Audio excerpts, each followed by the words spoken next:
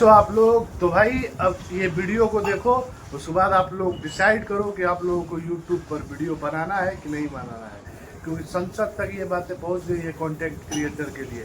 तो अब तो उठो, अब तो कम से कम वीडियो बनाओ, रील बनाओ, क्योंकि अब तो संसद तक भी पहुंच गया है ये बातें। सुनिए।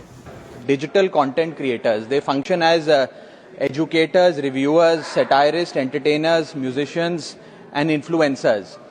ये सही मायने में सर भारत के ग्रास रूट कम्युनिकेटर बन गए हैं और इनका यूट्यूब चैनल हो या इंस्टाग्राम पेज हो, ये इनके लिए सोर्स ऑफ एंटरटेनमेंट नहीं बल्कि इनकी सोर्स ऑफ इनकम है, इनका एसेट है। It is the fruit of their hard work. But एक चीज से ये सब परेशान हैं और उस मुद्दे को आज मैं सदन में उठाना चाहूंगा, that is the issue of fair use and arbitrary copyright strikes by digital platforms. Sir होता क्या है कि अगर एक कंटेंट क्रिएटर कुछ सेकंड, चंद सेकंड, 2-3 सेकंड के लिए कॉपीराइटेड कंटेंट को रीपर्पस करके कमेंट्री, क्रिटिसिज्म, पैरोडी, एजुकेशनल या न्यूज रिपोर्टिंग पर्पसेस के लिए यूज करता है, चाहे वो क्रेडिट देता हो, उसको इंसिडेंटली यूज करता हो, कॉपीराइट स्ट्राइक मारकर उसके जो उसकी यूट्यूब चैनल है, प्रॉपर्टी है या इंस्टाग्राम पेज है, उसे वाइप आउट कर दिया जाता है और उसकी सालों की मेहनत चंद मिनटों में समाप्त हो जाती है। Sir livelihoods must be decided by law and not by arbitrary algorithms.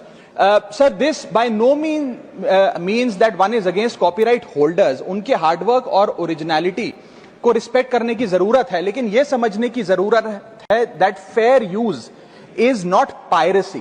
Fair use where sometimes the purpose of using this content is incidental or transformative must not tantamount to wiping out somebody's hard work. Sir, because innovation cannot grow in fear and creativity cannot survive under threat.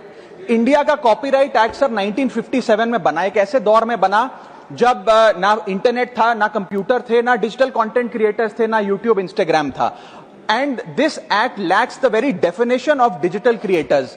ये fair dealing की बात करता है, लेकिन fair dealing की बात किताबों, magazine और जर्नल के कॉन्टेक्स्ट में करता है, जो उस दौर की इंफॉर्मेशन डिसेमिनेशन के सोर्सेज थे, ना कि आज के दौर की। इसीलिए मैं 3 मांगे आज सदन में लेकर आया हूं। मेरी पहली मांग है, amend the copyright act of 1957 and define digital fair use. परिभाषित करिए कि ट्रांसफॉर्मेटिव यूज क्या है, जैसे कि commentary, satire, critic, explanation.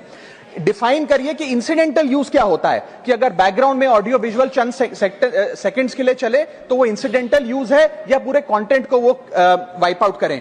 Proportionate use, educational use, public interest use and non commercial use की परिभाषा देने की आज आवश्यकता है। दूसरी मेरी मांग है sir, bring in the proportionality doctrine in copyright enforcement.